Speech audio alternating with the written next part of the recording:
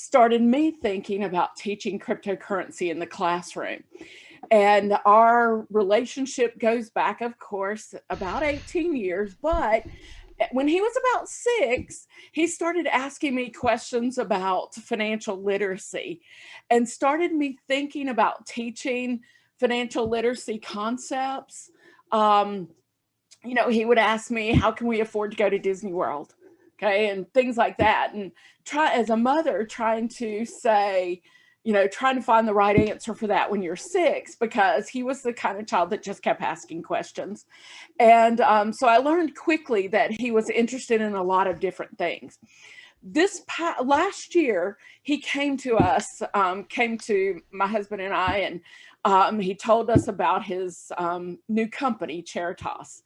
And I was just blown away. I'd never even really, I'd heard about cryptocurrency, but never thought about teaching that in the classroom.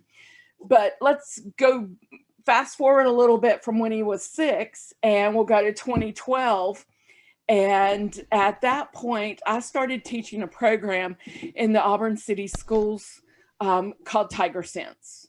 And Tiger Sense brings all of the 6th graders in our county, or tries to bring all of them. We have not succeeded in bringing all of the schools yet, although I have gone out to many schools, and bring them to campus to teach them about financial literacy concepts using a service learning approach. And this past summer, I started thinking, well, if John's interested in cryptocurrency, there are going to be other kids that are also interested in cryptocurrency. So that was what started John and I talking about this, and him actually teaching me a lot about it. I'm still not on the same level as John is about cryptocurrency, but I'm trying to get there. I don't think I'll ever be able to do the programming that he does. But from that perspective, I thought, this might be a topic that I could include in our Tiger Sense program so that children start learning these concepts early. And another reason is, even just this past week, I got an email from the IFAC, which is the International Federation of Accountants, that explained why blockchain technology was going to be important to the accounting profession. And it mentioned in there about the auditing portion of our profession, most importantly, because we're requiring confirmation of transactions and requiring balances. And we need to, accounting students need to know this. So basically, we're interested because we have to be ready for the future. Okay. John will discuss Charitas a bit more in a few minutes. Okay. To get started then, just as an introduction, I always like to put some kind of a quote in there. John has lots of quotes that he's heard from me about all different things, but these are some I found, and the first one is from Leon Lau. And every informed person needs to know about Bitcoin because it might be one of the world's most important developments. And of course, Bill Gates chimed in. Bitcoin is a technological tour de force. And then finally, I've put up here Edmund Moy, the 38th director of the United States Mint, said that Bitcoin and the ideas behind it will be a disruptor to the traditional notions of currency. And in the end, currency will be better for it. So I think those are some quotes to get us started in a discussion of cryptocurrency and including it in classroom discussions. John? And so, a lot of you are traditional teachers or professors at universities, and so you might be wondering, well, why is cryptocurrency important to teach? And so, essentially, what cryptocurrency is it's a digital exchange of value. So it's decentralized. There's no central entity that controls cryptocurrency, which means that in essence it always is a deflationary asset because there's a limited amount of cryptocurrency and you can't print more once it's out, once it's all been distributed. So what that means is that basically you can, once you get cryptocurrency, nobody else can really take it away from you, which is important in various different industries, but it's especially important in finance because as cryptocurrency evolves to the future, we right now we don't really know how it's going to impact financial institutions, but various different companies are using cryptocurrency to privatize their transfers or track different exchanges in a decentralized manner so that you can lower upkeep costs and you can lower that centralized need for someone to manage your transactions internally. We think about cryptocurrency, John alluded to this, is that we've got now this internet of value. And what that means is that we're no longer exchanging just information, but now we're exchanging that value of these of this currency, if you will, on a peer-to-peer basis. And I think that's important to remember.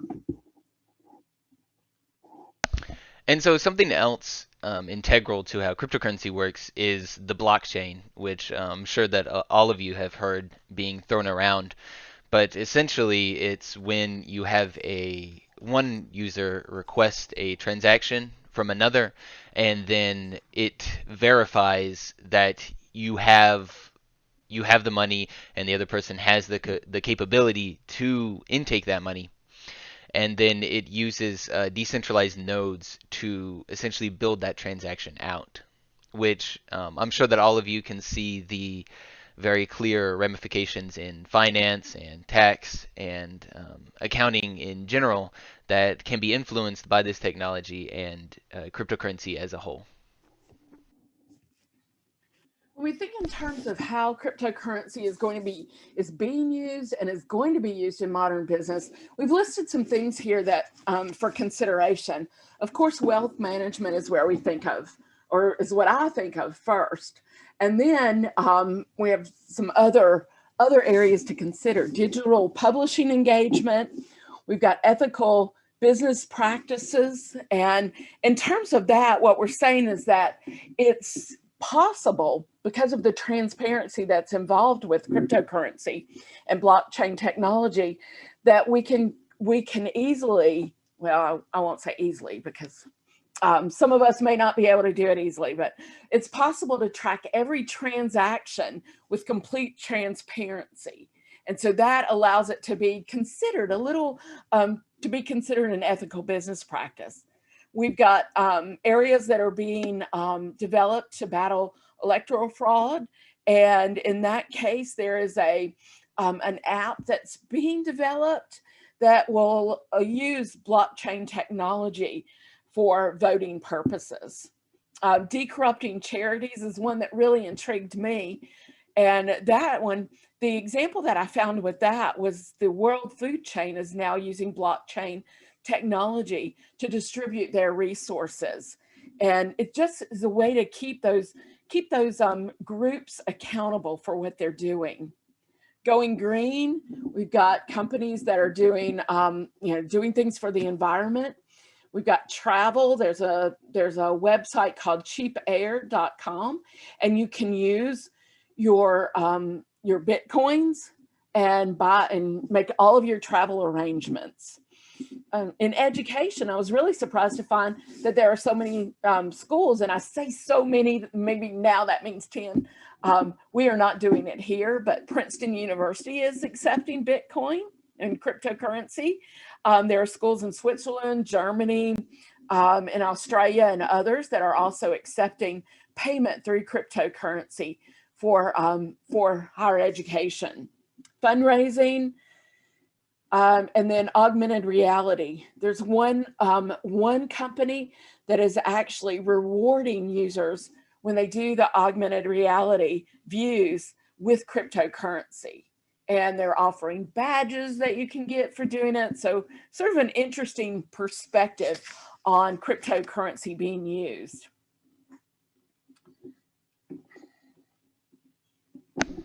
And Go ahead, John. to get into more of the educational part of cryptocurrency, you need to teach why you should use it and when not to use it. So some of the advantages are that obviously it's a lot cheaper than banking fees because it has that decentralized node-based network. It's basically instantaneous, and as a deflationary asset, it can be used in these situations in which a country cannot um, stop inflation on their currency or control for their GDP properly. So citizens in that country can utilize cryptocurrency because essentially it's more of an established value among people, and it's not really tied to any physical means. So you can use it in, say, Venezuela if you're visiting and you don't have to deal with the inflation there. And obviously, the peer to peer focus of cryptocurrency is awfully important for making sure that anonymity is properly established. Continuing on there, we've got or let me say something else about the working to combat poverty and oppression that John mentioned. Um, it's opening up financial options for those who don't have traditional banking or can't get that traditional banking.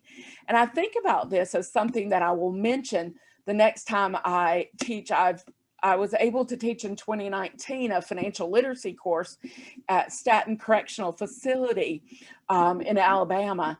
And I first taught an accounting course, and then I told them about my financial literacy course that I taught for sixth graders. And one of the guys told me, he said, Dr. Stanwyck, if we had had what many of those students are learning in the sixth grade from you at your financial literacy program, many of us might not be in this position today. And I started thinking about that and trying to think in terms of what they might need. And I think one of those is those options for additional ways to have more control over their money. And so maybe this is something that will expand for that.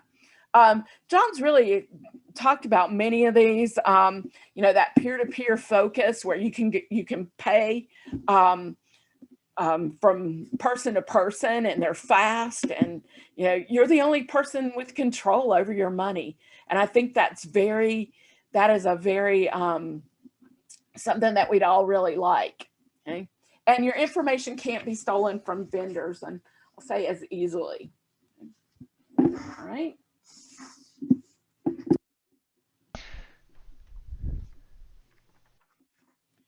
Okay, I think I've missed a slide.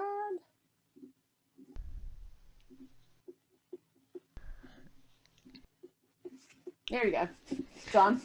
Sorry. And so when you're educating on cryptocurrency, you also have to talk about where it falls short of real money. And so the most prolific downside for cryptocurrency is the volatility. So we've all seen in the news Bitcoin reaching new highs and then crashing the next day. So what we should teach in these educational situations is more of how to utilize the principles of cryptocurrency in the classroom instead of any specific cryptocurrency.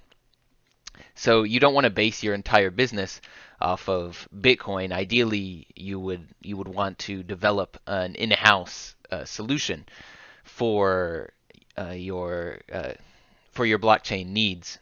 And in addition, it has large ties to criminal uses, such as buying malicious items on the internet, which unfortunately, most companies shy away from cryptocurrency and blockchain because of that past, when instead they should be trying to um, rebrand what cryptocurrency and blockchain is.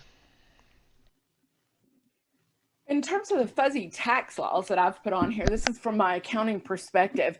But one of the things that the IRS is beginning to ask this year is, do you have any cryptocurrency? I forget the exact wording. I'm not a tax accountant, but what they're doing is recognizing that cryptocurrency, we do have some capital assets there, and we want to tax them. And when they're sold at a profit. So record keeping is something that we have to teach our accounting students, especially in terms of cryptocurrency, and then how to audit that. And that's going to be a huge challenge for the accounting classroom.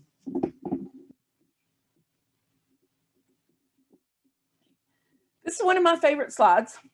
I asked John, first off, who accepts these Bitcoins?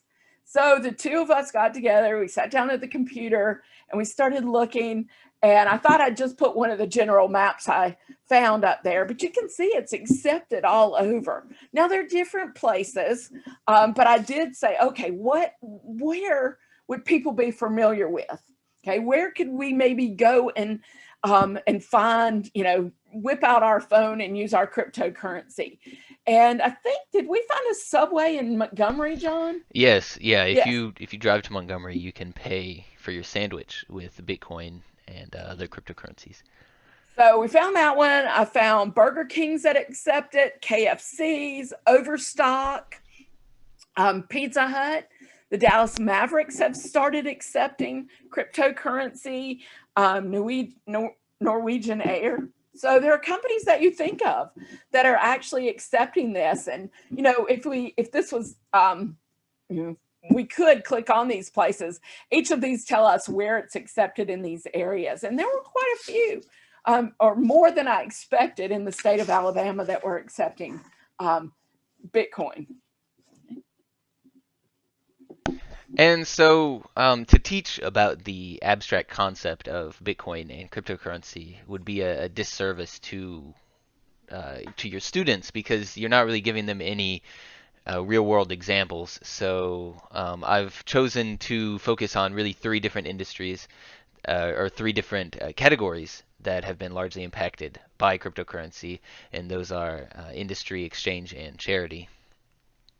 And so first up is the industry usage. And so some examples that you can pull from when you're teaching about cryptocurrency would be Tesla and Grayscale investments. So Tesla in February, they made international headlines when they bought $1.5 billion of Bitcoin. And so the problem with the purchase and what really the subsequent fallout after that was that Tesla's stock became tied with cryptocurrency in a sense. So as Tesla went up, Bitcoin went up because everybody knew that Tesla owned a whole bunch of Bitcoin.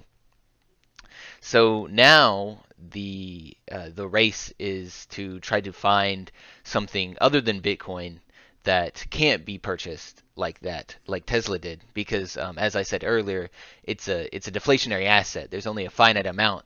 So whenever Tesla bought all of this Bitcoin, it really impacted the usage. And similarly, in Grayscale Investments, they've purchased not quite majority of the Bitcoins in the world, but they have bought at least $20 billion in Bitcoin and other cryptocurrencies, which lends itself to you have to ask, well, what can we do about it? And so if we teach everybody about these cryptocurrencies and how to use them, then perhaps another more perfect cryptocurrency could emerge and overtake Bitcoin's reign. And the next example of cryptocurrencies being used that you can pull from is exchanges. So right now there are really three big exchanges for cryptocurrencies: Coinbase, Binance, and Kraken. And so they each have their own, I guess it would be quirks, but I really want to focus in on Kraken because it is the only one that is legally chartered as a bank for each of these examples. And so what they did is they set the precedent that other exchanges could use cryptocurrency to transfer funds over or across venues. So say that you're in the airport and you see an exchange for the euro. Well, you could pay with USD to euro, but the exchange, instead of actually intaking that USD, what they could do is change it over to cryptocurrency and then be able to instantaneously transfer that back to their main main campus, which would help speed up exchanges and help really revolutionize that more outdated industry. And then the last sector that I want to hit on is charity. And so there are a lot of different charitable initiatives that use cryptocurrency, and I feel that the Giving Block is really the most substantial charity cryptocurrency company here, because what they do is they reach out to these charities and they do everything for them. So they enable them to have a wallet, a cryptocurrency wallet, and they enable them to intake cryptocurrency as donations, which therefore, that helps charities and that helps users who have cryptocurrency and they want to invest it. And then you have the Pineapple Fund and Charitas, which is what I've done. And so what we did is we made a miner, which is a small cryptocurrency program on your computer, and it just continually mines cryptocurrency and donates it to charity over time. So essentially, it's using grid computing to donate to charity, which is it's not a completely novel idea, but the way that we've done it is quite novel in its execution. And so we've made all of that code open source so that other people can build onto that. And I really hope to see other people use cryptocurrency to help benefit and speed up charitable donations. John, mention what you've donated so far since starting. Yes, so over the past 6 months, just from random computers running the program, we've donated over 2,000 trees to charity through the trees.org foundation. And you can go to charitas.com if you wanted to run your computers to actually contribute to those trees. And then finally, I said in my proposal that I was going to suggest some classroom resources. We hope we've given you some ideas on how to go about starting just giving your students an overview of cryptocurrency, especially with the having them find companies that are accepting it and companies that are using cryptocurrency. But these are some resources that I found. There is, and if you're the first two that I've put on here from Teachers Pay Teachers, that is just an organization, it's just a website, and teachers, not university professors, but mainly K through 12, put on ideas. And these are two that I found that could be adjusted and could be adopted to give to college students to read. The FTC, the Federal Reserve Bank of St. Louis, also have some good resources. And then finally, NGPF, Next Gen Personal Finance. They have a whole segment that you can adjust as well on Bitcoin with links that you can use to show videos and see interviews about that. And I wanted to put that in there. They are a focus, once again, they really focus on high school, but I have found I've been able to adjust many of their things if I want to bring something in class, just for a couple minutes, or if I want to use something and move down and just use some of the resources in my Tiger Sense program. But I wanted to be sure to include those. Also included on there the bitcoin.com maps that you might want to see. All right, and that is our presentation. And if you have any questions, we'll be happy to try to answer those. Thank you all so much. Really, this was very interesting, and I was really excited about also this presentation. If you have question, we have maybe time for one question. And actually, I may need to pick John's brain in the future, talk a little bit, like maybe a couple of hours about blockchain. I would love to, yeah. I don't have a question. I just want to make a comment, and that is, John, you're a very impressive young man. Thank you. Sarah, you should be exceedingly proud of your son. Thank you. You're very obviously talented, bright, and well spoken. And the future looks bright if we have young people like you to look forward to. That's Thank all. you. Thank Thank you. you. Thank you so much. Totally agree. So I want to, like, since this is the only remaining session, and people need to really leave. I just wanted to, like, tell you a couple of things. Uh, um, would you mind allowing me to share my screen, because I need to show you Sure. Sorry.